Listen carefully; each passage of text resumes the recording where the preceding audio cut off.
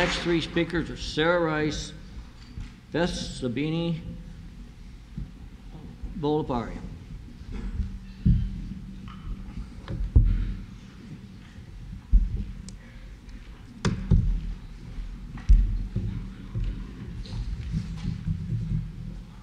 Good morning.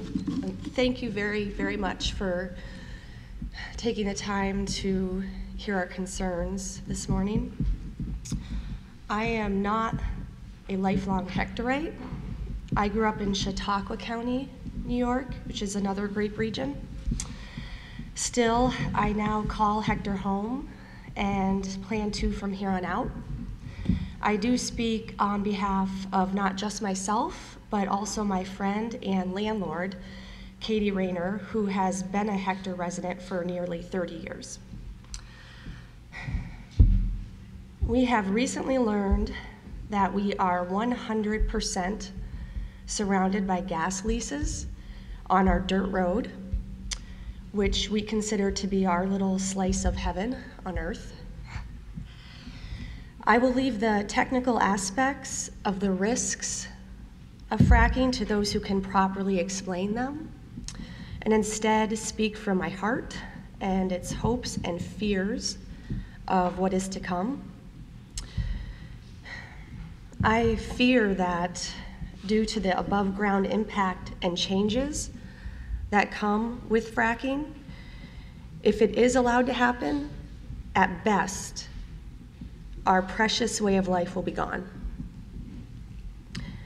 At worst, we and those after us will be left cleaning up the damage so that just some among us can gain a short-term financial benefit.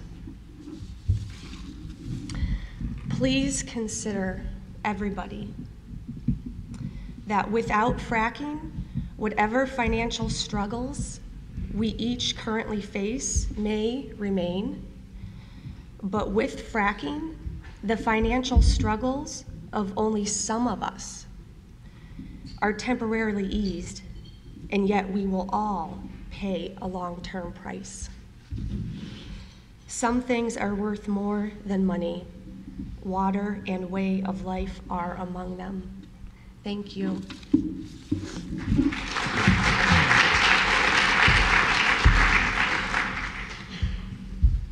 Good morning and thank you.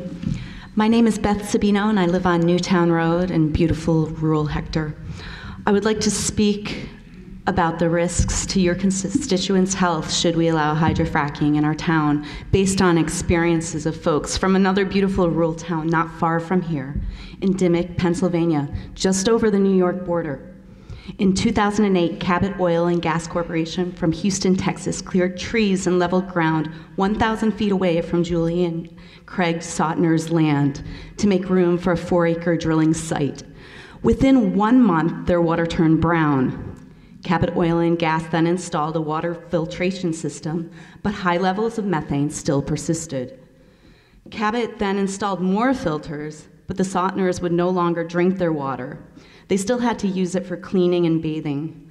Unfortunately, this was not even safe, despite all the filtration systems that the gas company installed for them. Sores began to erupt on their son's legs, and their daughter would lie dizzy and nauseous on the floor after showering. This is not an isolated experience in Pennsylvania or other places where fracking protections do not exist. This is not what I want for my family and neighbors. I implore you to enact a ban to protect our water, our most precious and important resource. Millions of gallons of water, sand, and toxic chemicals are injected into the earth at high pressure to break up rock formations and release natural gas with the process of fracking. Drilling companies, as we've heard, refuse to disclose those chemicals, but an EPA sampling discovered carcinogens such as arsenic, DEHP, which is used to make plastics, ethylene glycol, barium, and magnesium, which are known to cause organ and central nervous damage. Others that have been identified are benzene, toluene, hydrochloric acid, and ammonium bisulfate. Other problems associated with fracking in Dimmock were in other places, well, in Dimmock, more than 60 gas wells, more than 60 gas wells have been drilled in a 9 square acre mile area. In April of 2009, a truck turned over and caused an 800-gallon diesel spill. In September of 2009, 8,000 gallons of Halliburton manufactured fuel leaked from faulty supply pipes, with some seeking into wetlands and a stream which killed the fish. Can we not learn from the mistakes of others? Why would we expose the town of Hector to these risks? Thank you.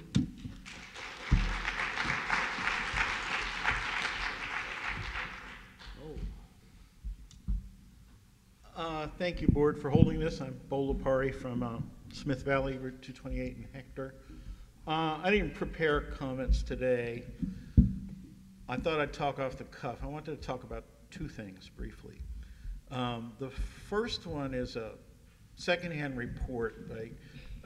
Some people told me, Marie, you were calling folks on the petition list, which is fine. The report I got was you were telling them that a ban is illegal. Now, I don't know if that's correct. This is secondhand information. Let me explain the difference between illegal and something that is yet to be determined in the courts. If a ban was illegal, all the town board members of all those places that have enacted bans would have been hauled off to jail by the sheriff. That is what constitutes an illegal act. If I hit you over the head and take your money, that is illegal. Enacting a ban is not illegal. As we can see, the board members of all the towns that have enacted bans and moratoriums are not in jail. It is true that it is being contested in court, Dryden and Middlefield being the two suits. But the determination will be made by the court. So there is nothing illegal about this board or any board enacting a ban. So I just want to be clear about that and would request that we do not use the term illegal when referring to bans, because they are not. Second, I want to talk about fear. Several folks on the board, not all of you, but have expressed your deep concern, your fear that the town will be sued if we proceed with the ban. Dryden has been sued, Middlefield has been sued. There's a whole lot of towns out there, though, that are now enacting bans. Several people have read off the list, maybe a few more will. So there is a lot of towns out there enacting bans. The gas companies would literally have to sue them all or pick and choose several ones. As several lawyers I've heard, and I know you have attended at least one session in Corning where lawyers said that, the likelihood that these little towns will be sued, all of them, is very small. More likely, Dryden and Middlefield will be the cases, and the determination will be made there if a town can do home rule. In most cases, most lawyers believe the home rule right will be upheld. I have never been afraid of much. I've certainly never been afraid of any government body. I've certainly never been afraid of any corporation. When I took on the voting machine companies in 2002 and fought them till 2008 until we won, I had many voting machine people telling me on the side, Bo, we're going to sue you. We're going to sue you. You're going to lose your house. You're going to lose all your money. It never happened. They didn't scare me. They tried to bully me. I won't be bullied. The corporations are also trying to bully you. Do not let yourself be bullied. Together, we're going to beat this thing. We can fight it. Do not let yourself be bullied. Fear is what they want. Thank you. Next three speakers. Hi, my name's Colin McNall. I live at the corner of Stillwell and Chicken Coop. And I consider myself to be fracking neutral. I do not want Hector or the state taxpayers to subsidize gas production. Those costs need to be borne by the producers, and they need to be passed on to the people that buy the gas. And this includes impact fees that, based upon what you hear up front, would be quite substantial. And you would want cash. You don't want promises, you want the money. in a place you can locate. And also, you would want these producers to fund possibly a whole new water system for Hector to provide water if the wells go bad. I would like to see a lot of upfront costs from these people up front with cash in hand, no promises. The producers need to tell us what they're putting into the ground. Without that, there should be absolutely no drilling. The lessees also need to be paid by the town of Hector if you ban fracking, because they will be deprived of income. And I think that's only fair if you're going to stop people that already are getting money from getting in the future. The town of Hector needs to pay them.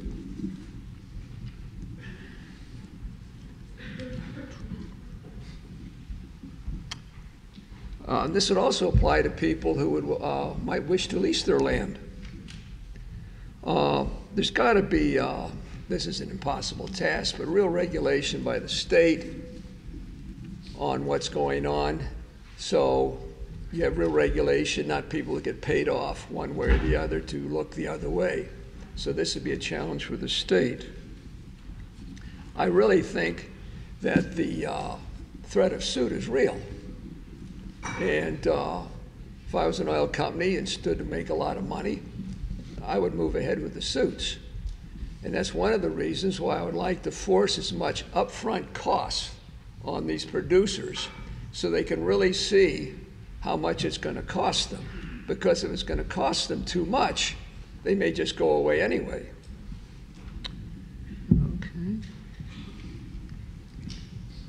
And, you know, the land that we're on right now has been leased before. Now, fortunately, it's not subject to any lease right now. But I would, depends on what would be involved, but I would think it'd be fair compensation if fracking is banned, not to be compensated for the potential income. And going back to the last part, is that if you force the producers to pay enough money up front, they may not wish to come here at all. Next three speakers, Jonathan Klein, Josh Harbin, Scott Signoria.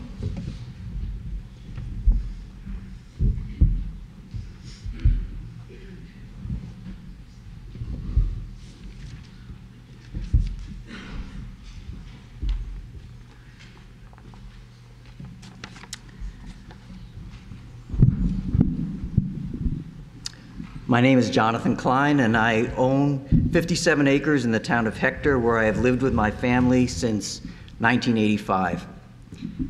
In 1999, I was approached by landmen from the natural gas industry to sign a gas lease on my property. Having spent my whole adult life pursuing as best I could a sustainable lifestyle, one based on strong ecological concerns and principles, my initial reaction to signing a gas lease was negative. I believe then, as I do now, that we are long overdue in moving away from fossil fuels and developing an energy policy based on sustainability. That said, I also recognize that I, like most everyone else, was still dependent on oil, gas, and coal, and so I decided to sign a gas lease because it seemed like the fair thing to do. In September of 2008, information started to surface about the Marcellus Shale and a new gas drilling method called slickwater horizontal hydraulic fracturing. While the oil and gas industry was touting this as a magic bullet for both energy independence and our sick economy, reports were coming from western states where fracking had been going on for some time of polluted water, sickness in both humans and animals, and a host of other complaints about an industry intent on profit-making above all else. Of course, the big news for us is that New York State and Pennsylvania were considered the epicenter for the future of the new shale gas industry. Concerned as I was both for my own property, which was leased, and the whole region, which seemed clearly on the path towards transformation to an industrial zone, I sought out all information available about the process, as well as government policy regarding its regulation. I went out and talked to my neighbors to see if they had gas leases and to see if they were aware of the new fracking process which was heading our way. What I found out was that many of my neighbors had gas leases, many had signed such leases for decades, and that nobody was aware of fracking and its ramifications. For the next year or so, I talked with everyone about fracking and found that it was largely under the radar. I wore a no frack button, which people would stop and ask me about because they had no idea what fracking was at that time. So I'm not here today to talk about all the problems associated with fracking. The good news is that this issue is now of major concern to a large segment of the population. Of course, the bad news is that the reason that this is such a high-profile issue is because of the almost daily reports of illness and destruction wherever the process is used. And having read the Hector Town Board statement issued to the DEC, I am confident that you also are well informed about the problems associated with the fracking process. I am here today to give my strongest encouragement to the people of Hector and the town board to adopt a ban of fracking in the town of Hector. I believe this is important to do and to do so as soon as possible. Governor Cuomo has his finger in the wind trying to sense the best political path for him on this issue, and we need to let him know that the town of Hector will not allow this destructive process to occur here.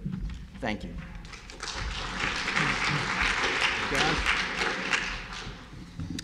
Hi, my name's Josh Harbin. My family and I live up by Mecklenburg. I work for one of the big four consulting firms, and for the past 25 years, I've worked in technology management consulting, recruiting, hiring, and managing project teams, helping Fortune 500 companies with business and technology transformation. One of my areas of expertise involves determining manpower costs and compensation. More on that later. I worked long, stressful hours for 20 years in Manhattan. Eventually managed to escape and buy our farmhouse on 97 acres, and then I probably spent as much fixing up the place as I did buying it. Because I'm established in what I do and because of advances in technology, I can live in this beautiful area, work from home, and raise my children in a place that's clean and safe. The stress is still there, and I work long hours, but life is good. The landmen came a few years ago, and they were a tricky bunch. They alternately cajoled and intimidated. They showed us pictures of well sites that looked nothing like what we've seen in Pennsylvania. Eventually, we decided that the $100 an acre plus vague royalties were not worth compromising our little slice of heaven. Lately, I've become involved with anti-fracking efforts in Hector, and sometimes I feel bad telling my neighbors, dairy farmers and the like, people who work just as hard as me, that I don't want them doing something that they think will make them rich, or at least keep the wolves at bay. Sometimes when I've talked to people about a ban, they've stated that they don't want anyone telling them what they should do with their land. And I agree. That's another reason why I moved here. But this is different. If you're going to start a pig farm or a nudist colony or build a purple castle on your property, I may not be crazy about the idea, but I can hide in the middle of my woods so I can't see your eyesores or smell your smells. Fracking is different.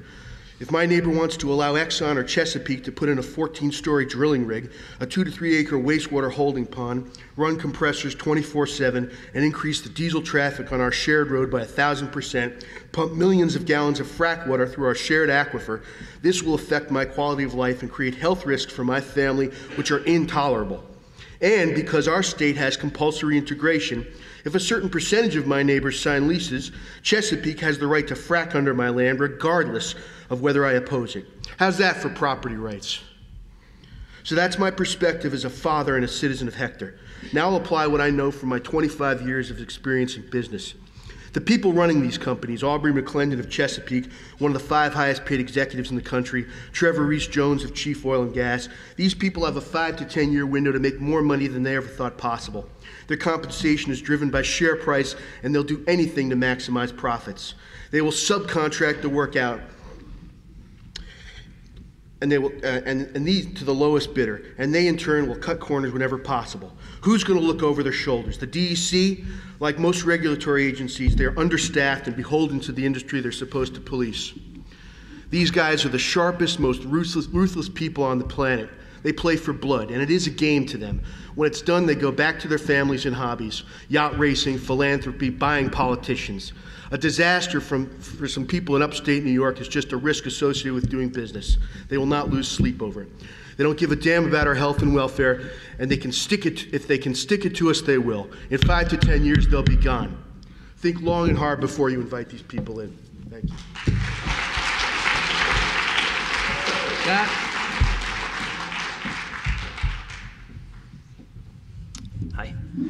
Scott Signoria, owner-operator of the Stonecat Cafe in beautiful downtown Hector on Route 414. Moved to the area in 1996 and opened up the Stonecat in 99, and am just eternally grateful to have found Hector. Love being here and really hope to die here at a ripe old age and leave my land to my 2 children at some point. Water runs through Hector. I drive down 414 and you can see the shale on the side of the road and all the water just trickling down. Reminds me of how much water is moving through Hector all the time.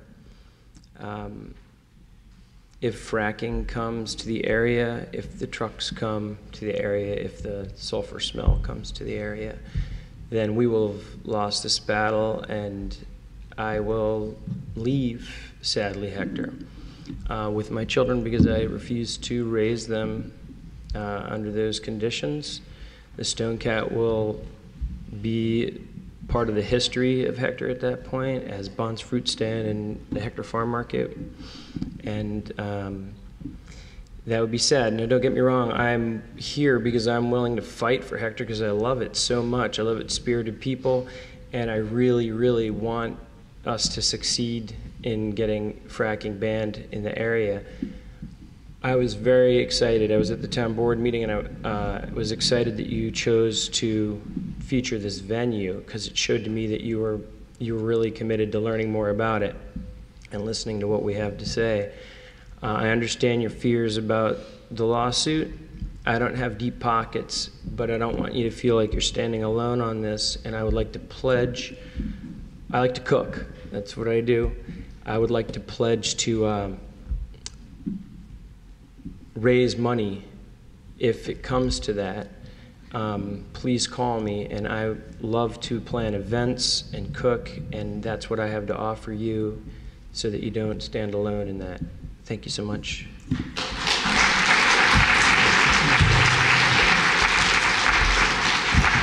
next 3 speakers, Libby Faust, Rob McKenzie, Stefan Sender.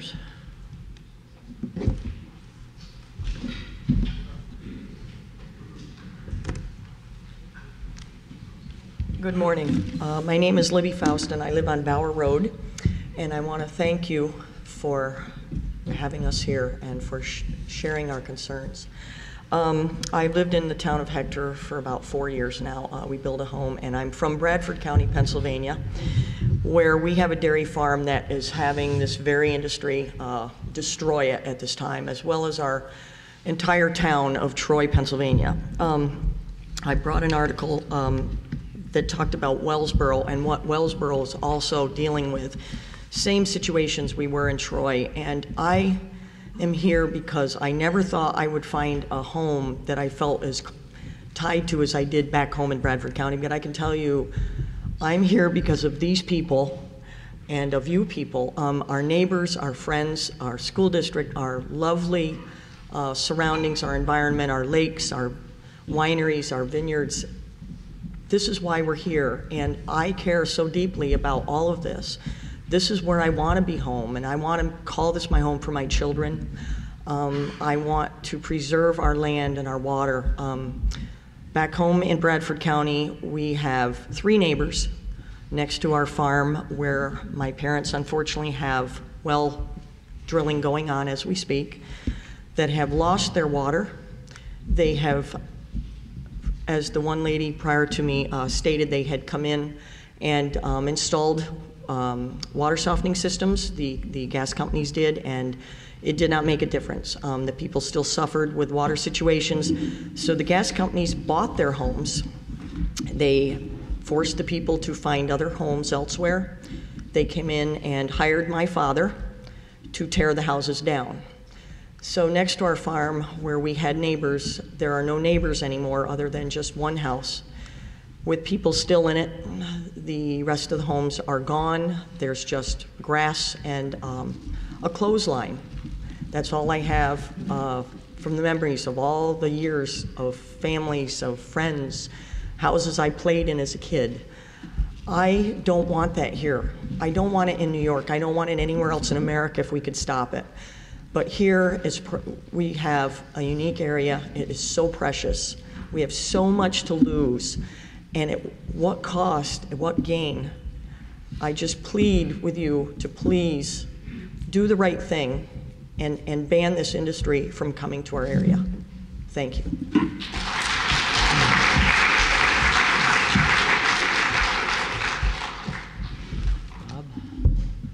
Good morning, and thank you very much. I'm Dr. Rob McKenzie. I've lived with my wife Maggie on Bower Road, where we own 68 acres of woods, fields, and a couple of ponds, which we owned since 1988. We're adjacent to the 230 acres which you recently heard have just been sold for fracking revenue. I am a general and vascular surgeon and currently work as President and CEO at Cayuga Medical Center, which, as you know, has recently entered into an affiliation agreement with Schuyler Hospital. Our board of directors has asked us to research what the consequences of fracking would be for healthcare facilities such as Cayuga and Schuyler. So at CMC, we've reviewed the medical literature and contacted healthcare facilities and municipal officials in Pennsylvania, Texas, and Wyoming. What we've learned so far can be separated into short-term and long-term health effects. Short-term, the main beneficial health effect in Pennsylvania has been a modest increase in the number of long-term residents who are able to buy commercial health insurance coverage. There have been two main short-term negative health effects. The first is related to a change in the social makeup of the towns from the temporary work staff, which is largely young, male, and single. As a result of this infusion of testosterone, local hospitals in these areas have seen a significant increase in the frequency of emergency department visits for gunshot wounds, stab wounds, drug abuse, sexually transmitted diseases, and worksite trauma such as chemical burns and crush injuries. The rural homicide rates in several of Wyoming's frac zones are now among the highest in the nation. The second main short-term negative effect has been a rise in air pollution, probably related to diesel trucks, engines, and methane. The air pollution levels in parts of rural Wyoming, and Texas now exceed those in smoggy Los Angeles and Houston, with levels of benzene exceeding safe limits at 94% of drilling sites. So the local emergency departments are seeing more respiratory complaints such as asthma and lung disease. Regarding the long-term health effects, we've studied the medical literature, which can easily be summarized. Very simply, there are at this point no good published long-term studies assuring the public health and clean water of communities undergoing this relatively new technique. For these reasons, my wife and I have personally chosen not to lease our land for mineral rights, and we support the call for a moratorium or ban on fracking in the town of Hector until long-term medical studies can show the technique to be safe. At the same time, our hospitals are making contingency plans at our facilities to prepare for the possible adverse consequences. As a Town of Hector resident, I joined Dr. Fitzsimmons and urged the Town of Hector to take the Hippocratic Oath for our town and first do no harm. Thank you very much.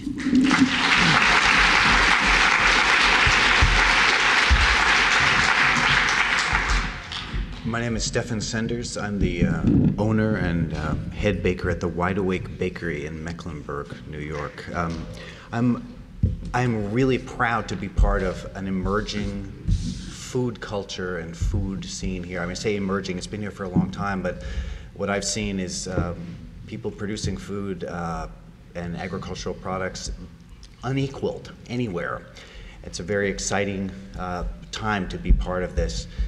I stand with Scott Signoria, and I too pledge the work of my hands and the bread of the Wide Awake Bakery to support the town. If the town needs money, the town needs bread. If you go hungry, I can help. That said, there's something a little strange about this meeting. It's a public meeting. We haven't heard a single thing in favor of hydro-fracking, and yet we plead to the board. Why do we plead to the board? We've looked at the science, and the science is not on the side of fracking. And we've looked at the economics, and honestly, the economics isn't there either. So what is there? Fear. We've had a lot of folks stand up to answer that fear.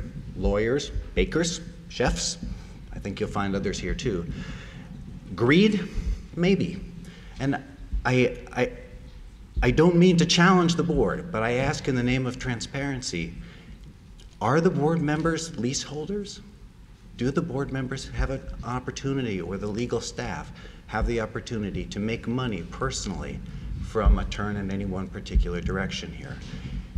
If not, what is the push forward? Why do we plead with you to do this thing for which, to support fracking? There is no evidence on that side. Thank you.